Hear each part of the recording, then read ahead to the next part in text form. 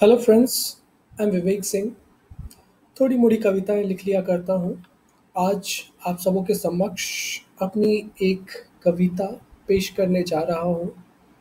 मुझे उम्मीद है कि आप सभी इस कविता को ध्यान देंगे, सुनेंगे और मुझे बताएंगे आपको ये कविता कैसे लगा। कविता का शीर्षक है गधे की हो गई वाह भई वाह। सो गधे की हो गई वाह भई वाह। चुनाव के दंगल में मंगल का पहन दिखावटी चोला, चला मांगने वोट मंत्री बाहर से दिखता जो भोला। ढोल नगाड़े साथ लिए निकला मंत्री हो गधे पर सवार, और पार्टी चुनाव चिन्ह में गधे को बनाया अपना औजार।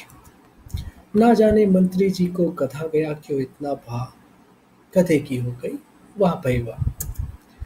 नाम गधे की गूंज गधे की, संग संग हवा तरंग बन चली।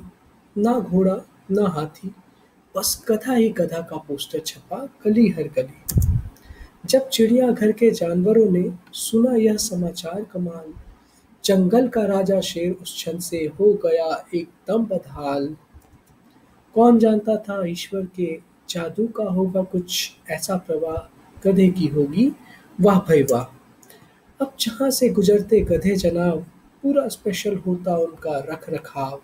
सारे कुत्ते बिल्लियाँ करते उन्हें सलाम, बस इसी तरह मौज मजलिस में गुजरता उनका सुबह और शाम।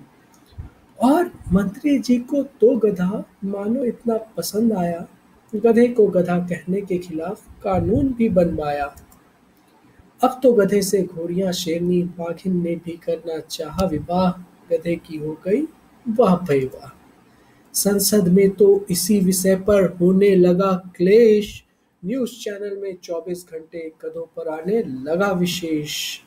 गधों पर कोड़े बरसाने वालों को मिलने लगी फांसी, हिल गया तब कश्मीर यूपी दिल्ली सहित झांसी। अब गधा विकास पार्टी के लिए चमकने लगी हर राह, गधे की हो गई वाह भई वाह। जैसे जैसे चुनाव तिथि का नजदीक आना हुआ शुरू, सभी जानवरों ने मान लिया गधे जनाब को अपना गुरु। मंत्री जी ने तो यहाँ तक कर दिया ऐलान, मंत्री जी ने तो यहाँ तक कर दिया ऐलान, चुनाव जीतने के बाद दिलाएंगे गधे को भारत रत्न का सम्मान।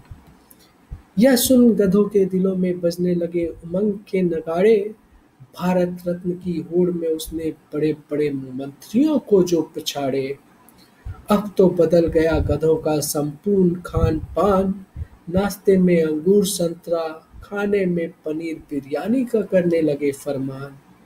यह देख गरीब भिखारियों के मुंह से निकल गई आह, पर गधे की हो गई वाह भई वाह, गधे की हो गई वाह भई वाह। Thank you.